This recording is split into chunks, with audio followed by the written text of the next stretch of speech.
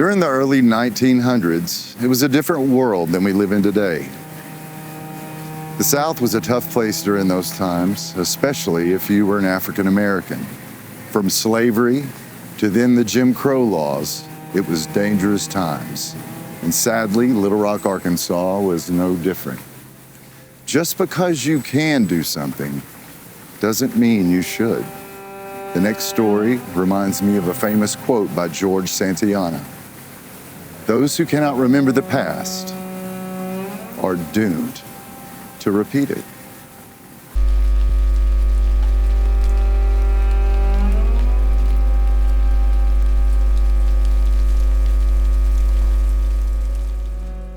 Welcome to the SWADE Production Show. I have a special guest with us, Amy. Amy, tell us about yourself. Hi, I'm Amy Jones, and I am an Arkansas historian by degree. My degree is I have a Bachelor of Science in Arkansas history, well, in U.S. history, but my minor was Arkansas and Southern Studies from UCA. Tell us about 9th Street. What do I not know? Okay, well, let's start from the beginning of 9th Street. Okay, it kind of goes back to Civil War. So, of course, in Civil War, there was a lot of houses already built downtown Little Rock, from the river's edge all the way back past Mount Holly into what we call the mansion area now, where the governor's mansion is. There's pre-Civil War homes there too. However, there was slavery. So the people that owned slaves, of course, we were a Confederate state. There's a whole other story about how we became a Confederate state someday, because that's a thorn in my side too. Mr. Isaac Newton really tried hard to make us not. But anyway, so there was a lot of votes, and finally they decided we were going to be a Confederate state. So on September 10th, 1863, the Union had came down from Missouri through the Ozarks, and the Confederates knew they were coming. And so they started fleeing. The Confederate rebel soldiers started fleeing Little Rock, and because they knew they were coming. And so what happened was slave owners around Little Rock and other parts of Arkansas too, told emancipation had already taken place, so they knew they were free. So they told their slaves, look, we're running because we don't want to be here when the Union soldiers get here. So you can either come with us or you can stay here and just fend for yourself. So a lot of people were left just sometimes in the side of the road. And so on September 10th, 1863, when the Union Army did come to Little Rock, and that's referred to by Arkansas historians in two different ways. Right. If you're a Confederate soldier, September 10th, 1863 is the day that Little Rock fell to the Union. Right. But if you're on the Union side, then you say that is the takeover of Little Rock Day, September 10th, 1863. So anyway, when they got here, they set up camp, and the first thing they started doing was send out government wagons. And this was something they did all through the South, but they also did it in Arkansas. And we know this, and we know stories about this, because there's something called the slave narratives that President Wilson, I believe, is the one who initiated that. And during the Depression, when people didn't have jobs, he was trying to keep people who were artists or creative people in work. So he paid people to go out and talk to people who were relatives who had been in slavery, or they had grown up in slavery or born in slavery. Because if you're talking about the early 1920s, there were still a few alive, and they all had stories. So I read last night a few of the slave narratives from people from Arkansas counties, and there was some people from a county that. So they go out and they just interview them, and so it's in the slave's voice. So whatever words they use, if they use reckon or fixin' or anything like that, they just wrote it down like that. So they're very interesting. The slave narratives are in the Library of Congress, and you can go in there and find them from all over the South. You can even put your own name in and see what comes up read stories like that. There's pictures sometimes. But anyway, the ones from Arkansas talked about how they were walking down the road and the government wagon came and gathered them up and took them to what we now call 9th Street in Little Rock, because that was the encampment where the Union Army was set up. And they were set up because they didn't call them freed slaves. They were referred to as refugees of the Civil War. So they set up refugees camps is what they called them. Oh, okay. And they made little like shanty towns, and they'd feed them and they'd get them clothes. And they told them, you can go and do whatever you want to do. But these were people who never had thought of what they wanted to do. And so many of them didn't wander very far from that spot. Right. So that was where the Union Army had camped, which turned into 9th Street. It was really already plotted out as 9th Street, but there wasn't a development on there because Chester Ashley had plotted out Little Rock in before statehood, before 1836, so about 1832, he had plotted downtown Little Rock. So it was already a street, but there just wasn't. It was still country, real country. So, and one thing, I got a question. So is it true that Little Rock is called Little Rock because of the Arkansas River or whatever, Mississippi or whatever they... Oh, yes. Okay. Yes, there is actually a part of the Little Rock that's still there. Yeah. So I'll give you a little bit of that. So see, I get real sidetracked. You're good. But what it was... Okay, I used to say on my tours, if it wasn't for the Louisiana Purchase, we'd all be speaking French. Okay, so when Louisiana Purchase happened, we were able to form Arkansas Territory. But most of the people that were here were French trappers. They would come here because it was known to be very game heavy. You could come here and get all kinds of pelts and all kinds of things. The first white people, you could say, in Arkansas were trappers, French trappers in the late 1700s. So as they came down the river, they would look for a little rock, and that little rock was a stop. They could stop, and there might be a tavern there or something, but there wasn't a town. And as they went up the river and around the bend, they looked for a thing called Emerald Rock. Well, Emerald Rock also turned into Big Rock, which is also in North Little Rock. I didn't know that. Yeah, and there's a place called Emerald Park even in North Little Rock. You can go and you can actually see it. It was called Emerald Rock because there's green moss all over it, and if you're in a boat on the river and you look up, you see Emerald Rock. And then some people called it Big Rock. So that's cool. Yeah, so that happened.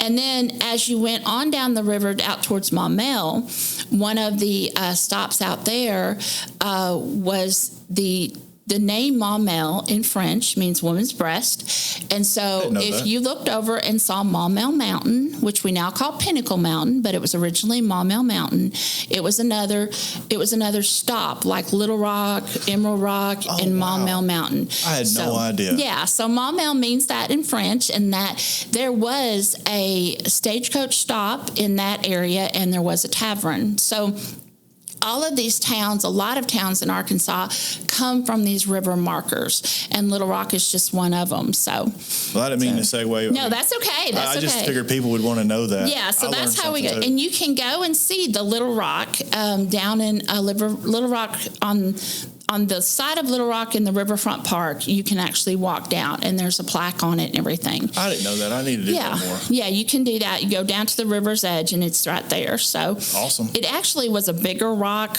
when all this started, but as time went, it's kind of underneath the railroad bridge now, and as time went on, it got chipped away, but it is still there. So I always wondered how big that Little Rock actually was. Yeah, it wasn't as big as Big Emerald Rock, so that's why it was little instead of big. And for the record, I can't do the Pinnacle Mountain, so. No, well, they changed Pinnacle Mountain to Pinnacle Mountain, but it wasn't. That was probably, I would say, in the last 75 years. I mean, not very long ago. It was Maumelle Mountain for a long time, and there's a lot of people that refer to it. Yeah, a lot of people refer to it as Maumelle Mountain. Okay. So, and if you go out to Pinnacle Mountain, you see something that says Maumelle Park, and everybody's like, well, Maumelle's across the river, and well, why does it say Maumelle Park? It's because it used to be Maumelle Mountain. So anyway, all that. See, I'm telling you, I'm fun at parties. I just get off on something else. But anyway, okay, we want to go back to 9th Street? Okay. Yes, all right, 9th Street, this area because African Americans tended to stay there, and generations tended to just stay there. Houses were built, and there was a thing that just became knowledge. It was called the line, and the edge of the line was 9th Street, and it really went across where I-630 is to Mount Holly Cemetery. So from Mount Holly Cemetery to 9th Street, if you can imagine without having the highway there, that was the African American area that they could go, they could relax, they could go to church there, they could shop. Right. But outside of that, even Capitol Avenue, which used to be 5th Street, even Capitol Avenue, if they went into a store, they had to worry if they looked at somebody wrong or they said the wrong thing or that kind of thing. So, whites and blacks referred to this area as the line. That's what they referred to 9th Street as. It was also called, in some things I've seen, it was called Little Harlem, but that's because they likened it to Harlem in New York, where there were successful African-American businesses and that kind of thing. It wasn't near that big, but it did have a nightlife. It did have an entertainment. It also had a pharmacy, a funeral home, a hospital, a pool hall. It had a thing called the Chat and Chew, which was like a tobacco shop. And, Chat and Chew, gotcha. Chat and Chew, yeah. Chat and Chew, that's Arkansas. Yeah, Chat and Chew. And in fact, the foundation for Chat and Chew is still there. You can see where the front door was. Where's that at again? It's directly across from the, to the right of the ballroom. I think there's like an open lot right there, and it's I think it's on the next corner of the next street. It was right next to Red's Pool Hall, but it was on the corner, and it was like a tobacco shop. That's kind of cool. Yes, but it's right there on the same side as the ballroom is. So, and the ballroom was saved, and I'll tell you how that happened, but let me tell you a little bit how it came about. Yeah. So you've got your African American community there, and actually former slaves started 2 major churches there. One of the slaves was Chester Ashley from the Chester Ashley family, and he the Ashley family allowed him to start this church. And because before slavery was over, enslaved people were not allowed to go to their own church. They had to go to whatever church the master sent them to. Gotcha. They would go with the master, or the master would send a preacher to them, but they were not allowed to have their own congregation or do anything like that. So with emancipation also came the freedom of having their own church. So there was 2 major churches that started down there, that roots of them are still in the area of Little Rock, but they were very instrumental in helping people, get on their feet, learn how to get a job, learn what to do. And as things progress down there, you go from about 1863 up through Reformation, which Reformation for Little Rock was amazing because we are one of the few Confederates, had been a traditional Confederate state that had a remarkable Reformation period that we had. Because at that time, black men got the vote, not black women, but black men got the vote. We had, I think it was like 12 African-American men in the Senate and the House of Arkansas, and we still don't have that many of African-Americans in the state of Arkansas. We still don't have that in government. They were allowed to go to school. They were allowed to go to college. They became doctors. They became lawyers. And it's even referred to as, many whites would say, well, we wish we were as prosperous as the people who live on 9th Street. And they were really known as the prosperous people of Little Rock. They did have businesses all through downtown Little Rock, but the majority of the hub was right there. But they're down by the old State House and down towards the river, you would find like African-American lawyers and professional buildings down there, because they were going to the old State House and they were conducting business, and so they were close down there in the Pulaski County Courthouse. They were lawyers, and so you did have a little bit in there as inflection of African American people, but most of them chose to live on the line so that they could go to their house and they could have freedom. Sounds like jealousy was. You said the white people said they're the most prosperous. So yes, that's where jealousy starts. A big big time. And so during Reformation, from like 63 to the early 1900s, Little Rock in Arkansas was even known as being very tolerant and very welcoming to African Americans, and there wasn't a lot of things. But what happened was you have World War II or World War I that started. And World War I started, and African American troops went and fought for the first time for their country. Well, when they went and fought for their country in Europe, they came back in 1919, 1918, and thought, well, I fought for my country, so I'm going to come back to my town and have these freedoms. Well, they came back to Jim Crow laws, which were already here before they left. That's how they'd been raised, but they thought something would be different.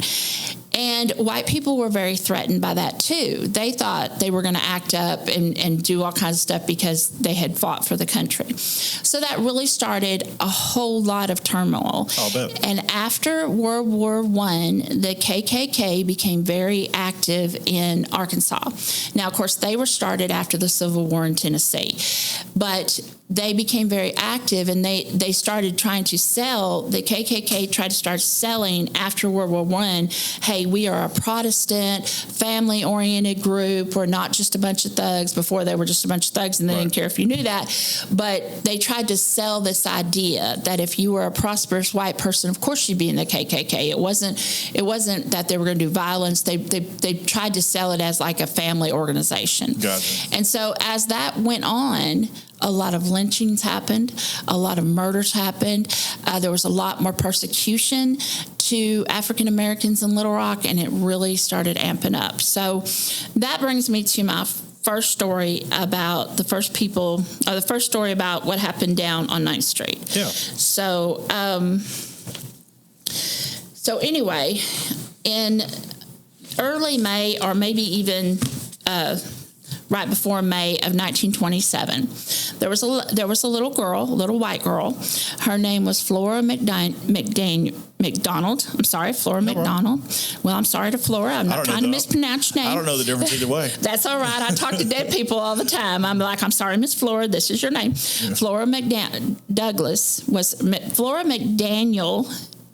No, Douglas. No, Daniel. McDonald. No, McDonald, like McDonald. Flora McDonald.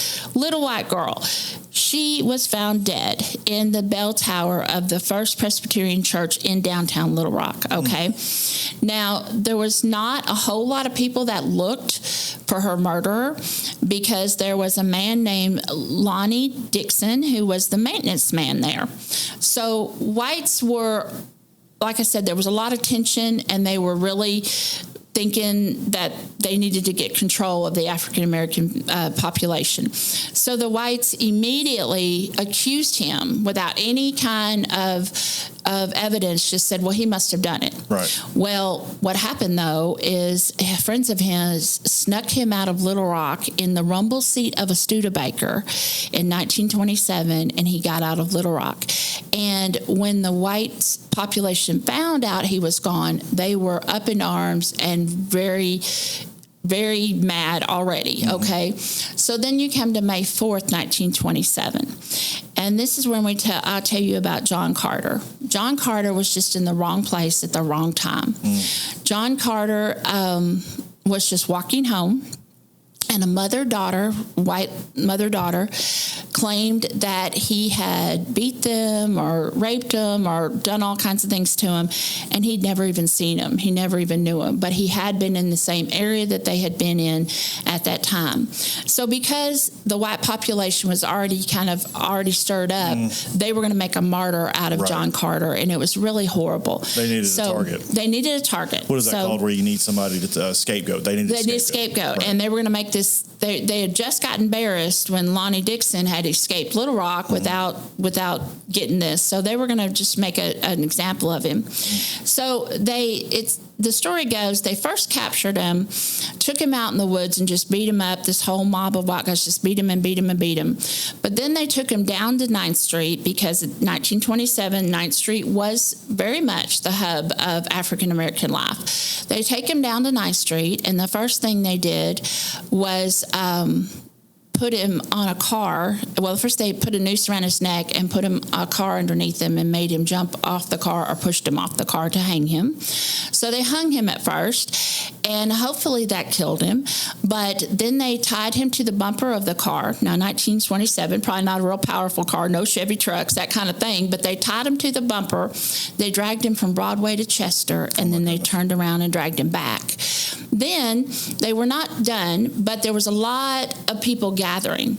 And so people were hearing that this was happening, and people were coming from all over Little Rock, even across the bridge from North Little Rock, from all different places. People were just like it was a show. Mm-hmm. And so they wanted to keep it going, the people who had started it. So once they got him back over there, after dragging his body, they actually hung him from a utility pole on Broadway in 9th and shot him, used him for target practice. And it's not exactly known how long that went on, but it was some people say a half an hour, some people say an hour. They just shot his body up. Well, then cars started coming from all over. So somebody went to the Bethel Church, which is a very nice African-American church on 9th Street. They broke into the door, 2 or 3 of them did, broke in the door, pulled out some wooden pews from the church, and set a big bonfire in the middle of 9th Street. So when they get the fire going, they decide they're going to tie him up and throw him in this fire. Before they did, now his body's been beaten, hung, dragged, and shot at, okay? So one of the guys reached up and pulled his arm off, which I can imagine it probably came off pretty easy after going through all that. But before they put him in the fire to be burned, they took his arm off. And the man went out on 9th Street and started directing traffic to the white mob that was coming to watch the spectacle, because it was families coming. It was people from all over. So he starts directing traffic and telling them where to park by using this man's arm. That's horrible. Yeah. And then when they put him in the fire, it also was listed that they let it burn for hours, and people just stood around like it was a public event. And that's just kind of how they did things, though. When they would have lynchings and that kind of thing too, they would come out, bring a picnic lunch. I've seen postcards and pictures of things all over Arkansas where African Americans were lynched, and it was just like you bring your family and your friends, and there's people that take pictures with the corpse hanging there. It's just horrible. Or they made postcards out of them. There's a lot of postcards that came during this time from Arkansas. And actually, I credit Dr. Harper from UCA. He's not there anymore, but he was my African American Studies teacher. And I credit him because he said, I'm going to tell you about these postcards I'm going to show you. He said, but I'm going to put it on the screen for only a few seconds, because he said these were people.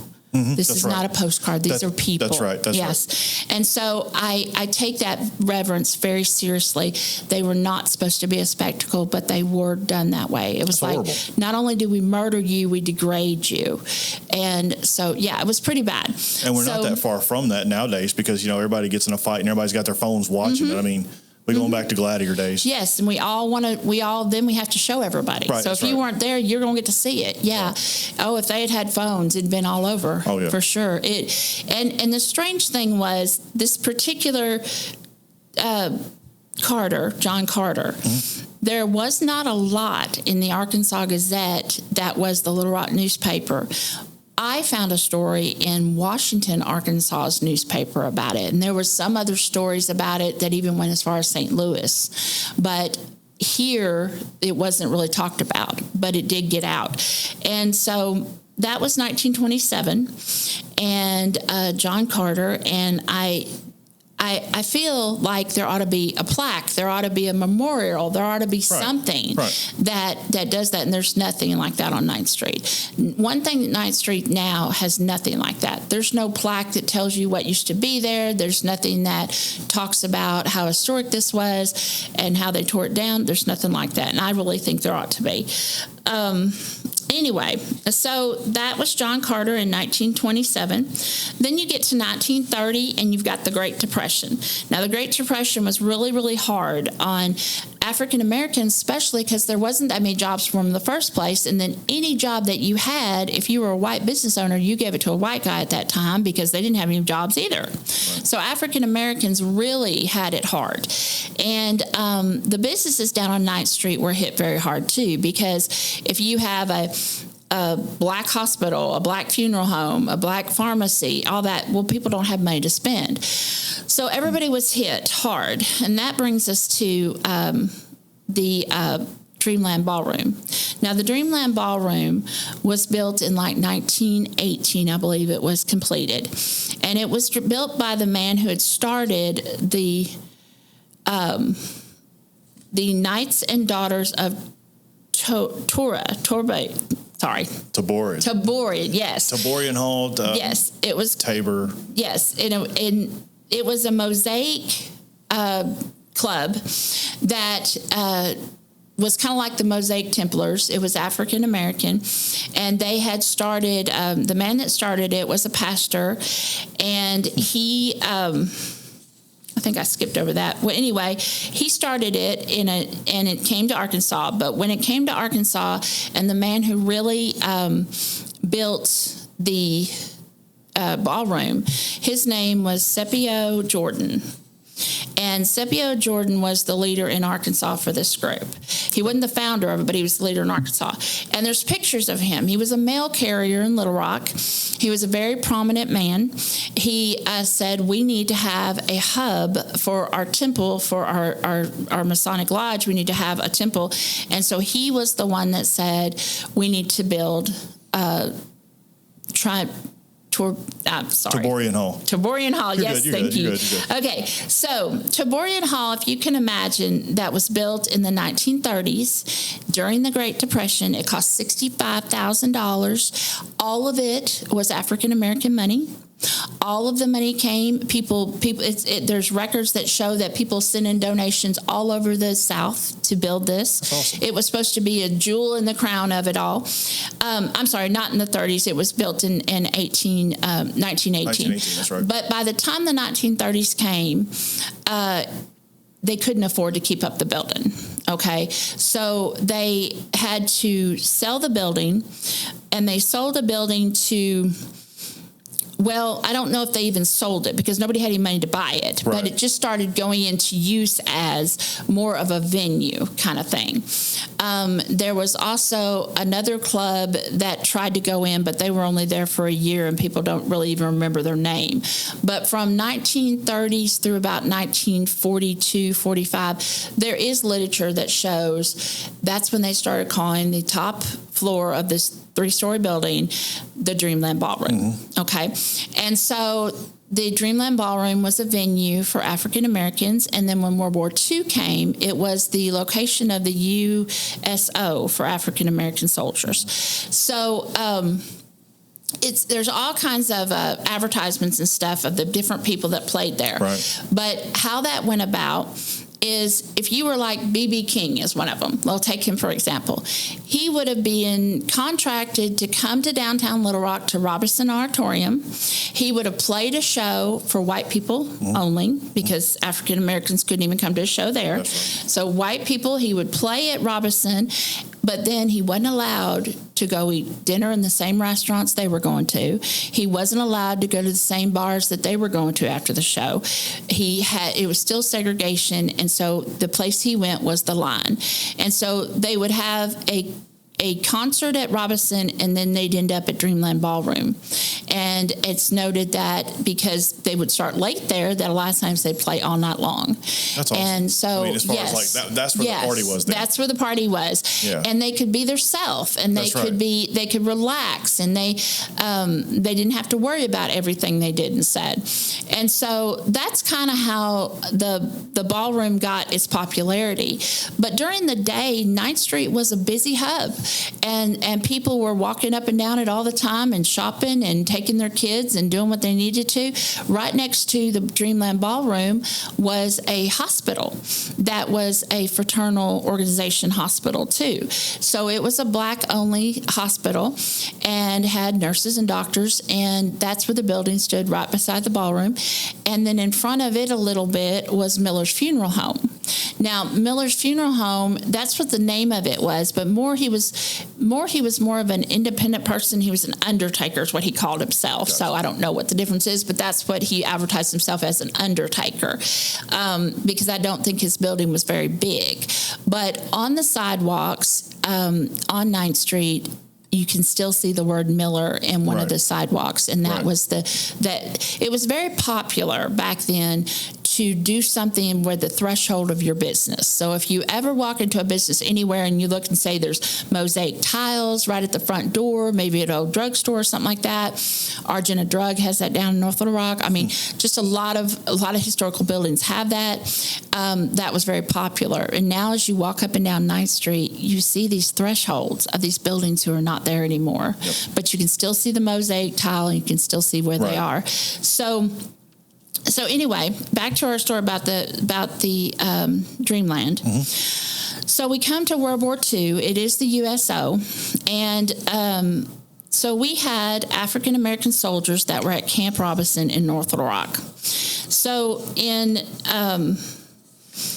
North Little Rock, they would come over. They couldn't go to anywhere in North Little Rock. There wasn't any segregated place there. So Sergeant Thomas Foster, he leaves Camp Robinson one night with his buddies to go to the line because that's where they can go. So they went to the Dreamland, and it was African-American troops. Well, the MPs from Camp Robinson and Little Rock police officers, they kept order in that area because you've got a bunch of nobody had a lot of money except for the servicemen. They were getting paid regularly. So when they came, they ate at the restaurants and they went to Dreamland and they spent money and they went to the bars where so everybody welcomed them every time they came because they were the ones that had steady money. So the story is that there was a white police officer named Hayes, and there was white military police on 9th Street.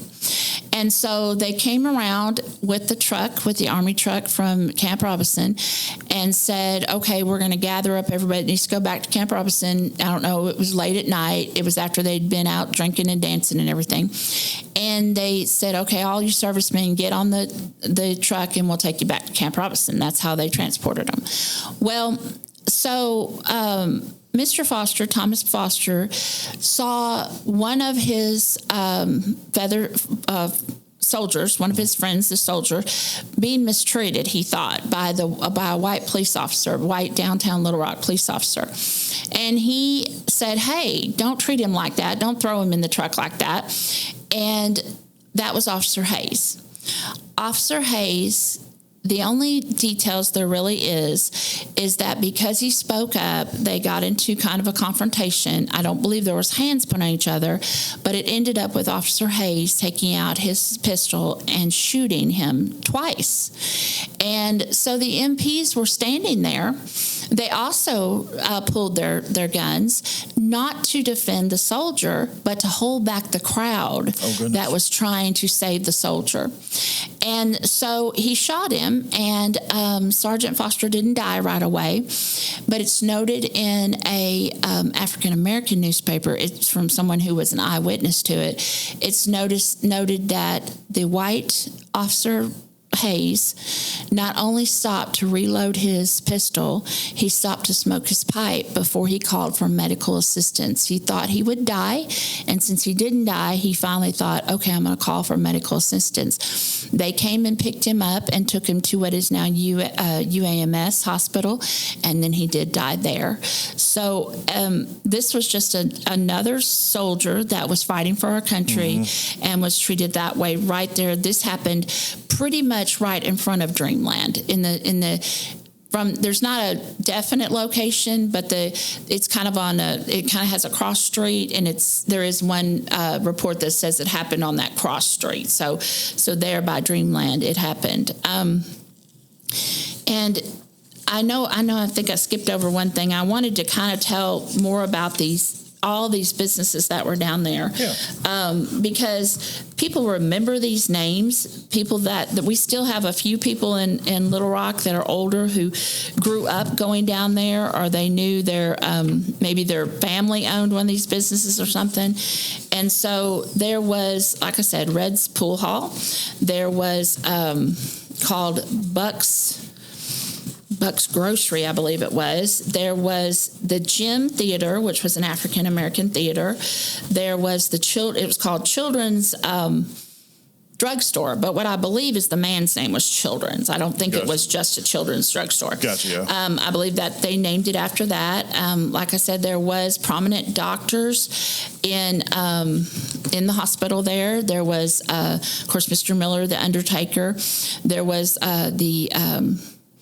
on the corner, there was a shop they called the Chat and Chew, and that was a tobacco store. Right. It was right next to Red's Pool Hall, and that's another one of a very famous location down there. So as time went on, there also became a thing called the Twin City Club. The Twin City Club was also in Dreamland Ballroom, but it was a nightclub. And the way you got to it was you had to go to the outside entrance where you would go down to the basement in Dreamland, okay? Right, okay. And so the man who managed the Twin City Club, he died in like 2017. So he told his story before that, but he said it was more of a bar. And so if you were coming down there and there wasn't something at the Dreamland, you still had a bar that you went to. The very basement. Very basement. Okay. Twin City Club is what it was called. And so that was during the late 40s, after the war, 50s through the 60s, and I think it was there till about the early 60s. And that's when things started really changing for 9th Street and for downtown Little Rock. Another thing that I do is I have a lot of experience in urban development design, and I've worked in community development and urban development in many different aspects in Arkansas. So this fascinates me extremely. Early 60s, it was... Well, Little Rock has just gone through a thing here in 2024 where we hired a consultant group at $755,000 to rewrite the downtown Little Rock master plan, okay? Well, that's not a new concept. In early 60s, there was another master plan of downtown Little Rock, and it was very similar to this one as far as ambitions. It really was. They wanted to get more people to live down there. They wanted to get more businesses down there. Because during the late 40s and mid 50s, there was a lot of businesses. There was a lot of white and black families that lived actually in downtown. Capitol Avenue had all kinds of businesses and streetcars and all that stuff. But about the middle 60s, 1960s, things were slowing down there. So they were like, well, how can we bring more business down there? Well, let me back up a little bit and tell you why it slowed down there. Because in 1957, I believe it is when we had the crisis at Central High School. Okay, so the kids that were going to Central High School, their parents worked and owned businesses in downtown Little Rock. They lived in the Heights area, or they lived in downtown Little Rock. Okay, so the story of Central High School and segregation and all that is very well known, but the backlash of that is that it caused white flight. And white flight was where they said, okay, we're going to move outside downtown Little Rock so our kids don't have to go to a segregated school. And that's really what happened. So they moved out to what we know now as West Little Rock, going towards Benton and Bryant, is where white flight happened. At that time, it was nothing but farmland, and now it's one of the most prosperous, richest areas of Little Rock, okay? West Little Rock is. So you get all these people going out there. So downtown Little Rock goes, now we've lost all these people and we've lost all this business. So then we have the president who says, I believe it was Wilson, about the president, who said that they wanted highway system throughout America, okay, and they were going to pay for it. Federal was going to pay for a lot of it. So Little Rock got on that and said, well, yeah, we need something that connects this West Little Rock to downtown Little Rock so you can still work down here and you can bring more stuff down here. Right. So what they did, though, is to develop I-630. They just went through there, and it was supposed to, it's really strange. If you stand on 9th Street, the highway is a good block and a half away. Right. Okay. But that's not what they told them was going to happen. They went to these businesses on 9th Street and said, you either take this money we're giving you to get out because the highway's coming right through here. We got to tear down the buildings, highway's coming right here. Right. Or we're going to say eminent domain and you're going to lose it anyway. Okay. So they got all these people out of their businesses. But then all of a sudden the highway wasn't right there. The highway was a block and a half away, and you've got everybody off of 9th Street like they were going to tear it down and put the actual road there, and that's not what happened. Right. So where they did put the actual road, though, was through the neighborhood, was through the 9th Street African-American neighborhood that was there. There was churches. There was graveyards. There was a graveyard right, I've been told, is right underneath the highway.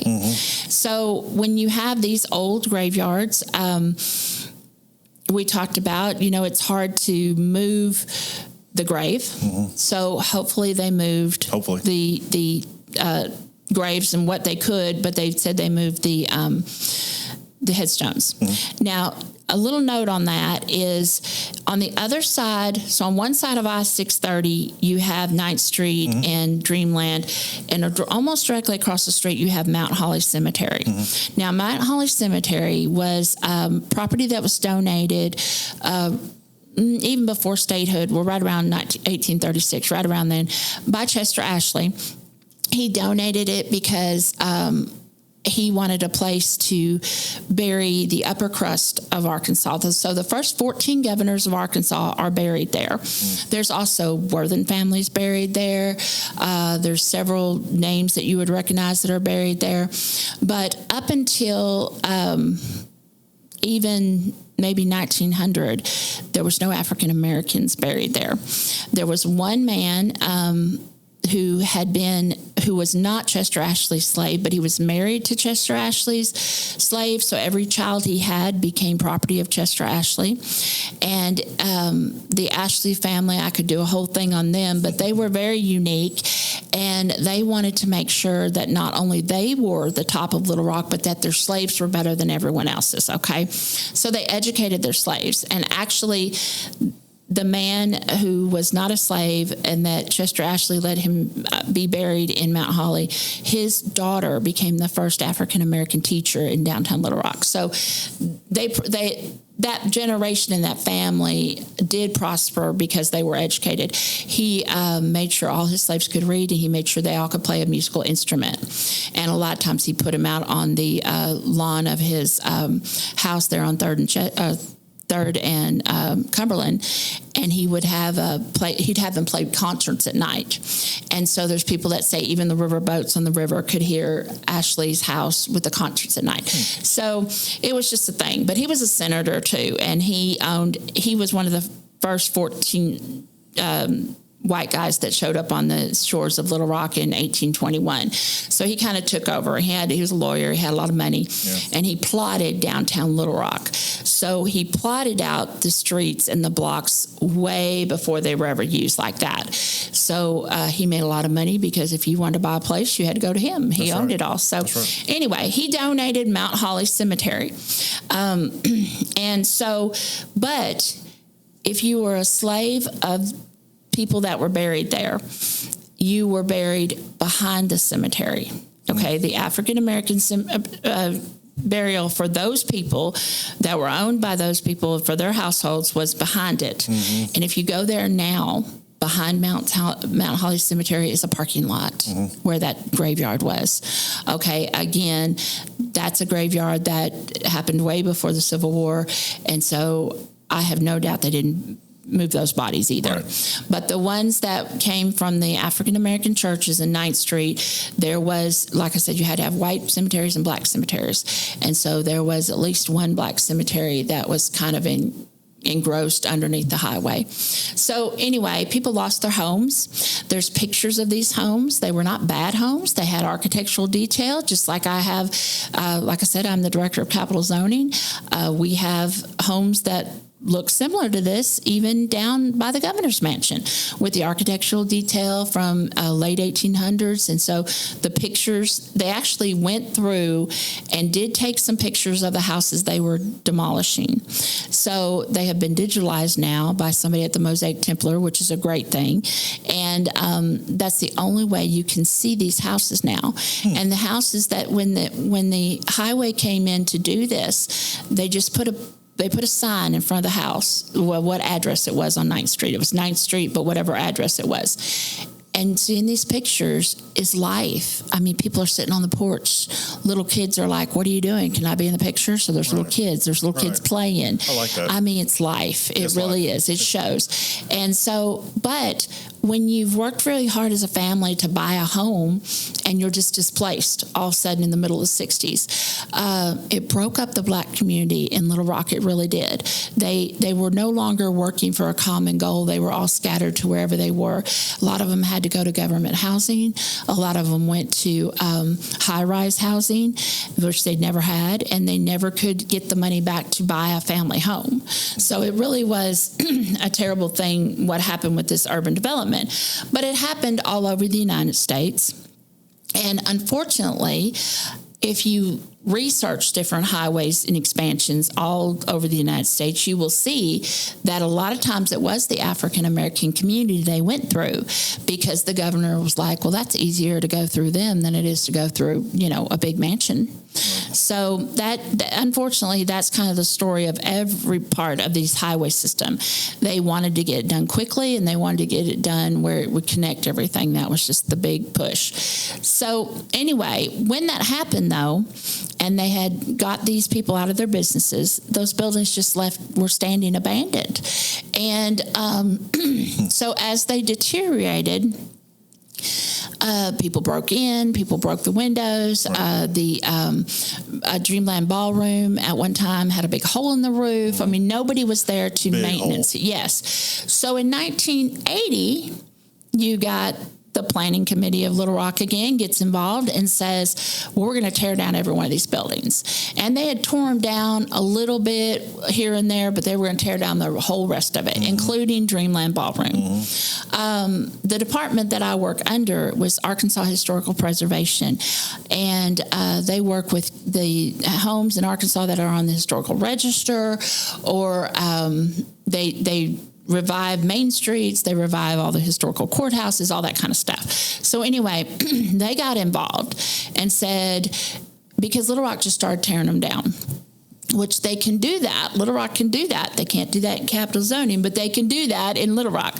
Capital zoning, that I'm the director of, being a department of Arkansas, we trump anything Little Rock has to offer. So if they came down Broadway and said, we're Little Rock and this house is condemned and we're going to tear it down, I'd say, no, you're not. Not going to happen. The Arkansas legislative is who I answer to, and the governor of Arkansas is who I answer to, not to Little Rock. And so Little Rock usually, I mean, they know that. They can't do that. Yeah. But they could do it on 9th Street. So you're basically the last line of defense for something good or bad. Yes, in that area. I have 2,224 properties in capital areas. And so, don't even get me started on capital zoning yet. But here, we'll go back to 9th Street. They're tearing down buildings. So it's 1980. And they're tearing these buildings down, but the Arkansas Historical Preservation got involved and tried to get someone to buy Dreamland, because they knew of the history. They recognized the famous names that had played there. They recognized how much of a asset this had been, and what big part of history it was. So that's when Carrie, what was her last name? Carrie McCoy. McCoy, yes. Carrie McCoy got involved in the early 80s. she bought the building, I believe, for $20,000. And she said that when they got there, you couldn't even get in the door. There was so much debris. You couldn't even tell what it looked like. Right. She said eventually she did, after several months of moving stuff out and cleaning stuff out, she found a way to get to the third floor. And I heard an interview that she gave about this maybe 10, 15 years after she first did it. And she said, I'm crawling through the debris to try to get to the third floor. And she said, I come out and she shows a picture of the ballroom stage. And she said, this is what I saw. And she started crying then. And she's like, I'd love to see that picture. Yeah, she said, I started crying then and I'm crying now about it. It's very emotional. And she said, once I saw that, I knew something had to be saved, because that was the third floor of the Dreamland, and most of the roof was gone. Right. Okay? Yeah, it's a big old hole. Yes, big old hole, but the stage was still there. So you could see where the stage was. You could see where the stairs were to go up to the balcony. You could still see that. So her and her son Matthew have worked hard for years. Awesome. Yes, and he grew up there doing this. And they did not get any help or any grants or anything until recently. I don't know how I say recently, but they've got an over $400,000 grant, maybe in the last 5 or 10 years. But that's how they got the money to put in an elevator. Right. Okay. Before that, there was no way to get to the ballroom. So when I tell you the ballroom went on for almost 50, 75 years, there was no elevator. If you wanted to get to the third floor, you were hiking it up the third floor. That's right. And so she realized that she wanted it to become an event space. She didn't want to take and change everything. She wanted to preserve it. Right. But she realized that there was a lot of people that wouldn't be able to get up to the third floor. So she got this grant, and with that grant, she did add on to the building and build the elevator.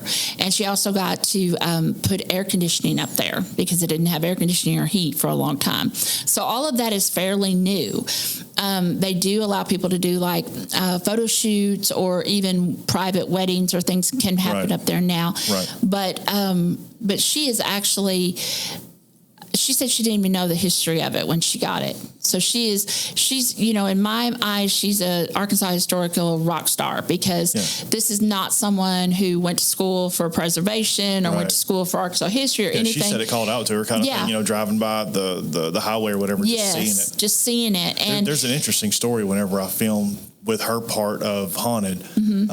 She talks about how the loan process, then one bank said, you know what, we changed our mind or something like that. So she had to go somewhere else, and everything just kind of, for every step backwards, there was 2 step forwards. Yes. But it was throughout time. It wasn't like, Yes, and I know I work with a lot of banks who go to appraise these old buildings. Right. And they have a certain threshold that, I had one banker tell me one time, we can't just give you a loan on a pile of rocks. That's right. It has to be a structure. Correct. And Dreamland was not very close to a structure. It really wasn't. So she has done a remarkable job, and now she runs her business, Arkansas Flag and Banner out of there, and has for a long time, and that's awesome. That's what actually she said.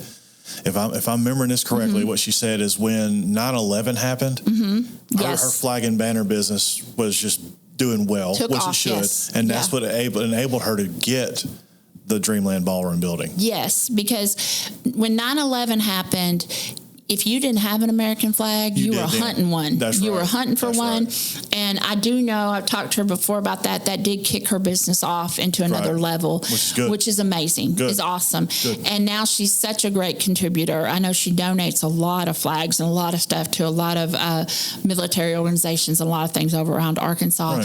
Right.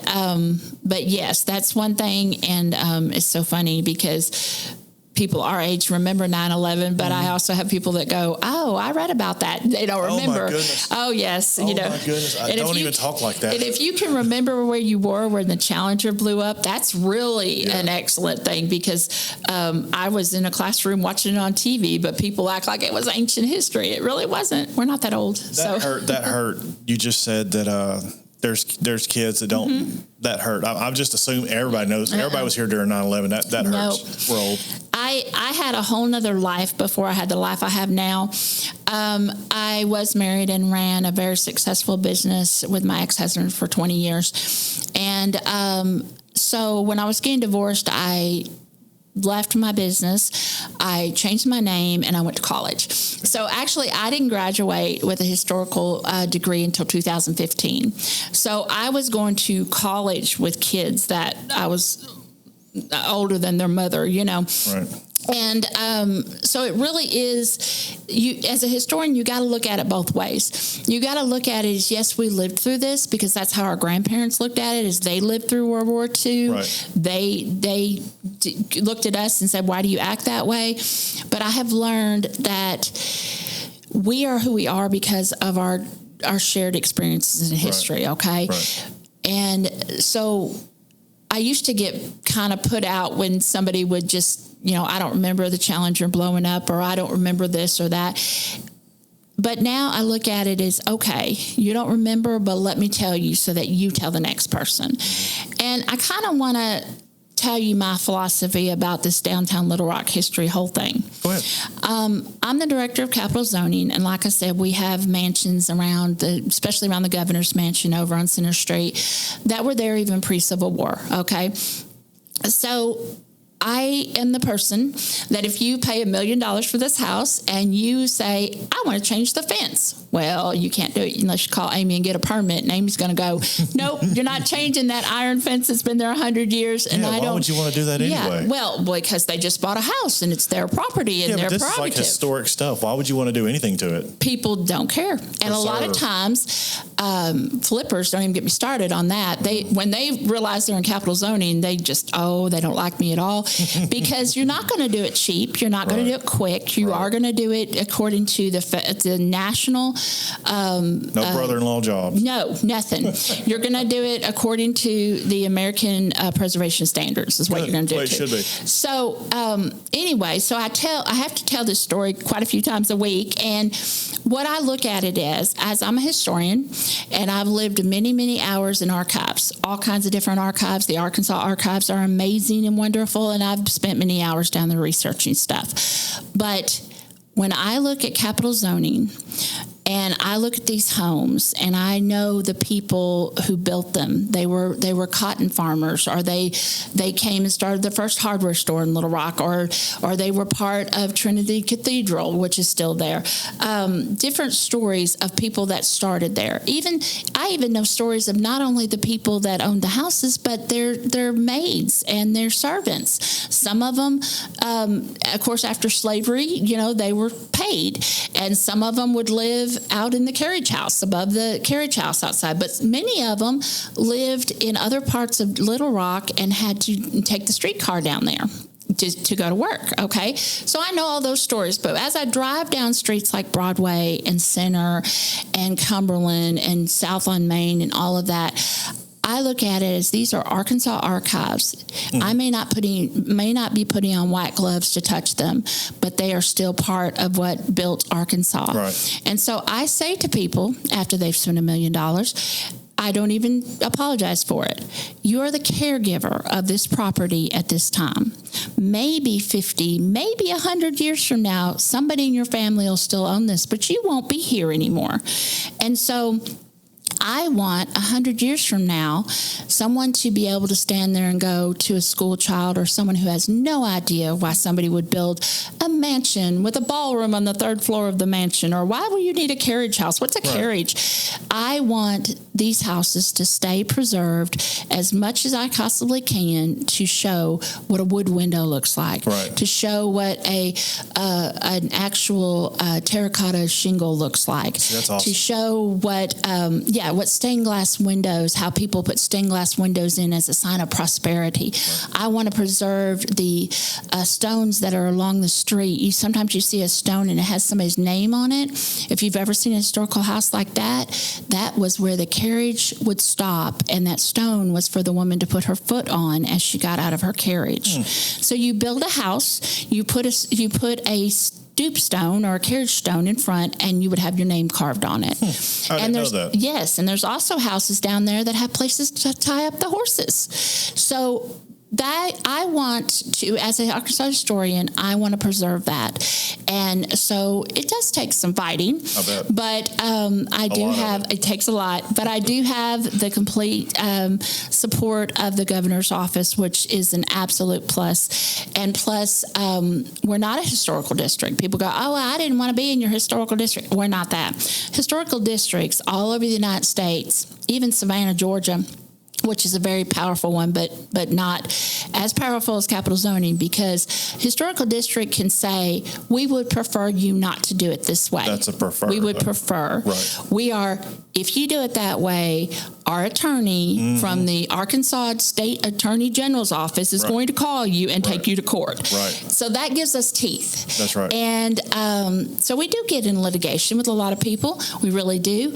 Also, if you own a house down there that's 100 years old and you won't fix the windows, or you let the roof have a hole in it, or your chimney collapses, because that happens, then we can also take you to court, because that's called demo by neglect, and you're neglecting this historical property. So people go, well, if I had known this, I just wouldn't have bought this. And I'm like, well, you can always sell it. That's what I was saying. You put a sign in the yard. We are governed by the Arkansas legislative, but there's also a law on the books that says, and it is a law of Arkansas, that says if you're a realtor and you sell any property in capital zoning, you must tell them in their paperwork that they are going to be in capital zoning. Okay. And so I get these people go, well, I didn't know. Nobody told me. And I'm like, go sue your realtor, because that's not my problem either. Doesn't matter if you knew or not. Some people, you kill somebody and say, I didn't know that was murder. Well, it still was. That's right. I have to be pretty hard about stuff like that.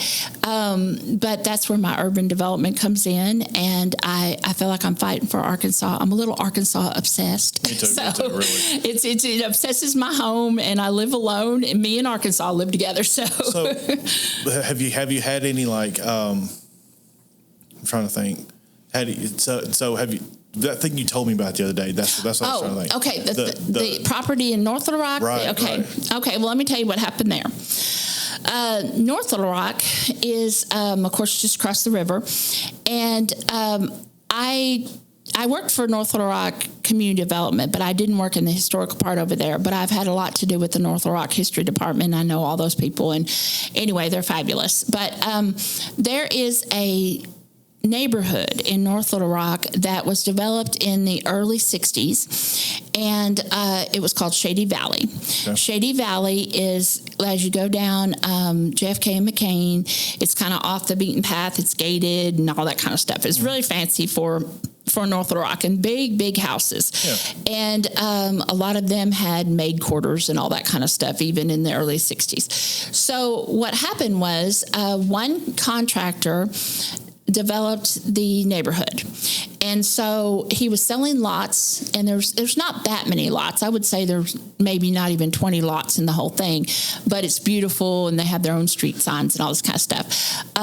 But they were selling lots, and so somebody bought a house on Shady Valley Drive. I won't tell the address because my friend lives there, but anyway.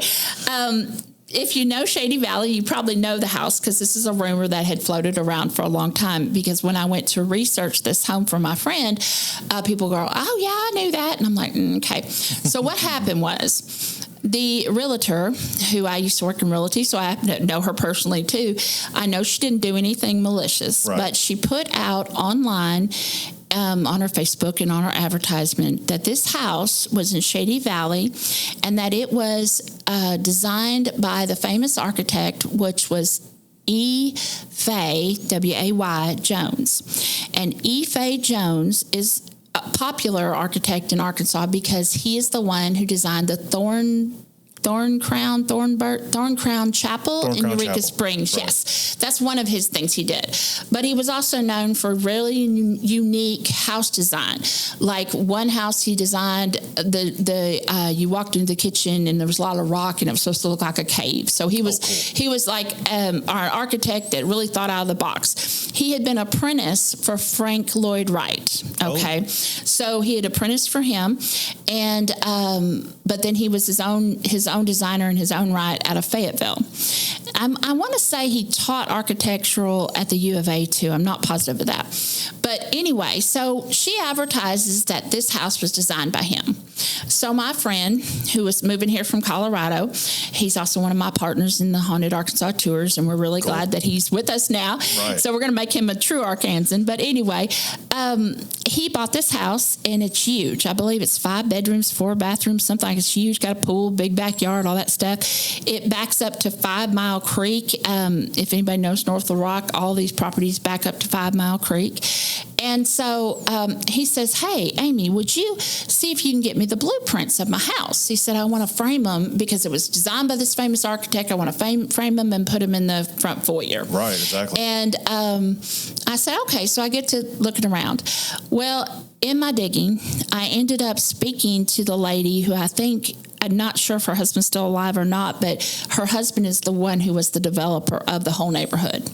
And so somehow I got her on the phone because I'm just like that. I searched her down, called her up. She answered the phone.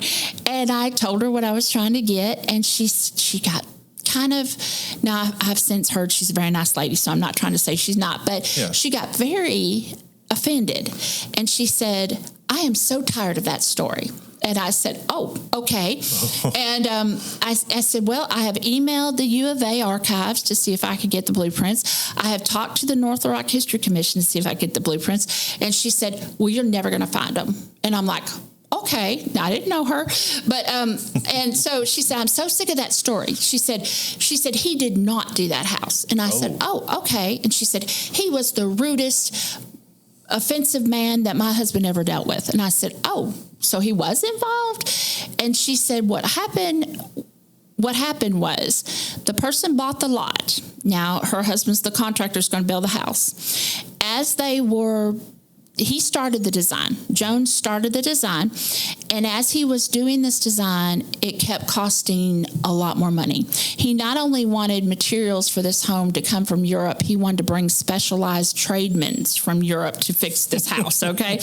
And so it was costing all kinds more money than any of the houses around it. So her husband went to Fayetteville, talked to him face to face, and he said, I need to know exactly, when you're going to get done with this design and how much the final cost is going to be. Right. Well, the architect Jones's assistant pulled him aside and said, you never ask him about price of his design. He can design whatever he wants. He does not thinking about price. It doesn't matter. He's this great architect, okay? Yeah. So her husband said, well, enough of this mess. And he went back and talked to the owner and said, look, we're just going to finish it. We're just going to finish this house because they'd started and they couldn't get the designs. So she said she's real sick of that story because this man was rude to her husband, and her husband is the one that actually came in and finished this house. Okay. Now it is a fabulous house. I've been in it since then. It is fabulous. It has some cool, unique designs, but she claims that her husband did this. Okay. That he finished the design. It was not an Wade house or a Jones house. I'm sorry. It was not, that type of house, and that she was sick of people saying that. Oh. Well, as I was researching it, like I said, I heard that from all kinds of people in North Little Rock. Oh, yeah, we know that's that. We know he did that. Except for the North Little Rock History Commission, they were like, we don't think he did any house here. I think he did have something to do with designing the pavilion that's in front of Lehman Library, but I haven't researched that. That's kind of another rumor. But anyway, so the U of A emailed us back and said, no, he did not do any house in North Little Rock. So my conversation back to the owner's wife, I said, well, that's fine. I said, that's fine. If he didn't really do it, that's fine. But my friend just bought this house. Where can I get the blueprints? I said, does the North Little Rock Planning Board have them? Or did you maybe donate them because this is a very prestigious neighborhood. Did you maybe donate them to the North Little Rock History Commission or something? She said, no. And I said, oh. And she said, now this is a prominent neighborhood. Like Governor Huckabee's father, when he was no longer governor, him and his wife moved to this neighborhood. It's a very prestigious neighborhood, okay? And they redid one of these really big houses. I think the one next door, honestly. But anyway, so it's a prestigious neighborhood. So I said, well, where can I find these prints? And she goes, well, what we did is, and see, I haven't completely found this out, but I don't think this could be true. But she said they took their plans to the North Little Rock Planning Board, and they didn't ask for a copy of them. They just approved them, and they sent them back with them. And I said, okay, well, all right, that doesn't really sound right, but okay. And I said, well, then can I get them from you? And she says, no, I threw them all away. I said, you did what? And she said, they were all paper. They weren't electronics because this was like mid-1980s. She said they weren't electronic, and we didn't figure anybody'd ever want them. I threw them away. I'm wondering if she's just done with you. Maybe, because I went, oh, like that. I mean, I was like, oh, my goodness. And I said, well, I'm sorry to hear that. I said, I'm sure a lot of people in there. And she goes, well, nobody ever asked me for them. Nobody ever wanted them. And I was like, okay, so that's an example of somebody who doesn't like history. But anyway, because I thought I was just going to have to cry. But and I called back the North Little Rock History Department commission and told Sandra, they said they threw them all away. And she goes, they really may have, because we have none of them. None of the houses in Shady Valley do they have the prints for. She probably has them in the basement. She has something. I don't know. But she just didn't want to talk about it anymore. Yeah. So I still am going to follow up with the North Little Rock Planning Board, because a lot of times you can get things like that. And also, if you're ever looking for, like down in the Mansion area of Little Rock, Charles Thompson was a very famous architect in the late 1800s that did a lot of those homes. And his blueprints and final drafts are kept in the Arkansas archives. And so a lot of times I do have to pull his drawings, because when we're saying you have to go back to original, well, I need to see how he drew that thing on the porch, you know. And so if you have a home that you're looking for, start with the planning department in your state, or start with, in your house, in your town. Somebody has something somewhere, because somebody's plans had to be approved. So anyway, but that was an interesting story, and that's just an example of sometimes how things are just said, and we're accepting of them. And so history's that way too. They are. History's that way. I don't try to bust on people. My family and my father is the worst person to go. If he doesn't know it, he gonna make it up. Okay, because it's a good story around the table.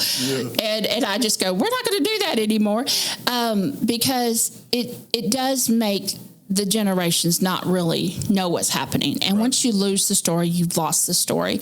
And back to 9th Street, there's so many stories there. I think I could research and write a book about the different personalities and different families that were impacted by that, because there's still, those families are still here today. They're scattered all through Little Rock, but they're still here.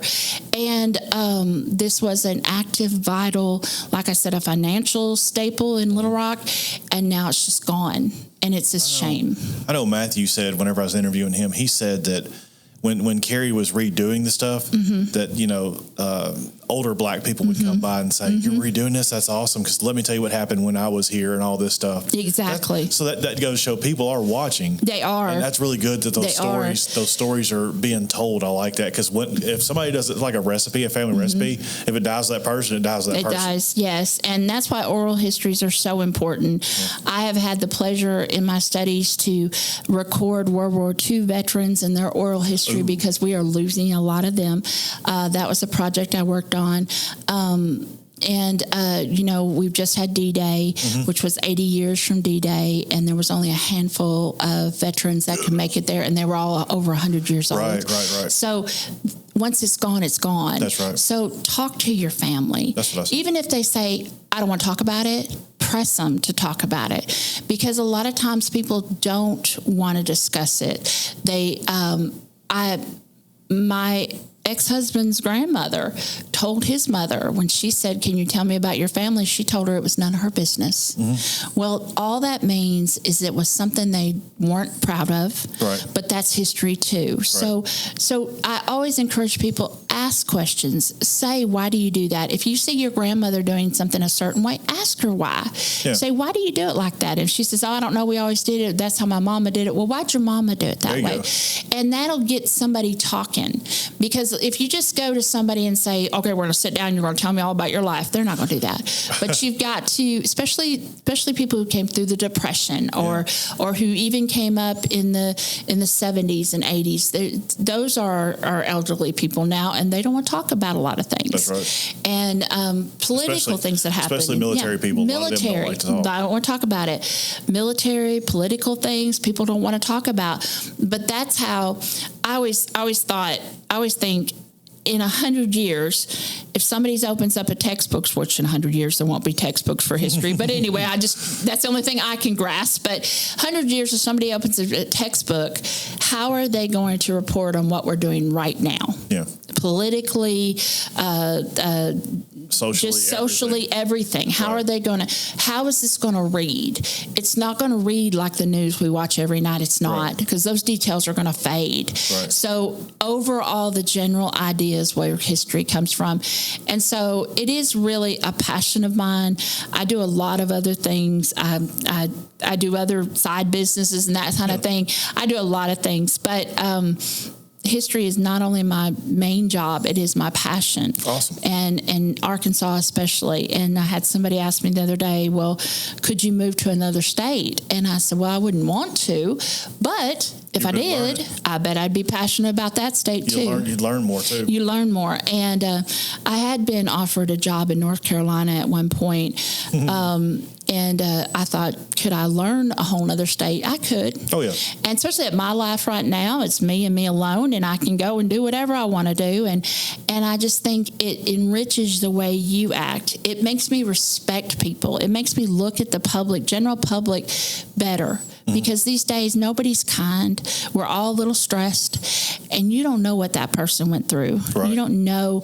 When you see a unsheltered homeless person on the street, you don't know their don't story. Judge them. You don't know their story. They could have come from a lot of money. They could have come from a house fire. Mm-hmm. They could have come from a sickness. You don't know. Or the military. Or the military. A lot of the military. We have downtown North Little Rock, where I do these walking haunted Arkansas tours. Mm-hmm. I do them at 9 o'clock at night. Well, from 7 to 9 in the fall. So it's dark. Right. Now, in the area of Argenta, there is a few homeless people that live in certain areas of there. And what's so sad is when you see a man with a military backpack or military boots, and they're homeless on the street. Young men, young people. It breaks your heart. Yeah, it does. And that's really where we're at. And so, I try to, it reminds me to be kind and have empathy, because you never know quite what people are going through. Right. And so I can stand at Argenta and I can tell you what happened there. As far back to the Trail of Tears, I can tell you what happened there, but I can't tell you what's going to happen there. And if somebody doesn't know what we came from, then what is that saying? If you don't know your past, you're going to repeat it. You're going to repeat it. Doomed to repeat it. Doomed to repeat it. So that's why I say I'm a conversational historian. I may not know every date, time, and fact, and I may say some people's names wrong, but if you just start the conversation, people will talk to you. So sounds good.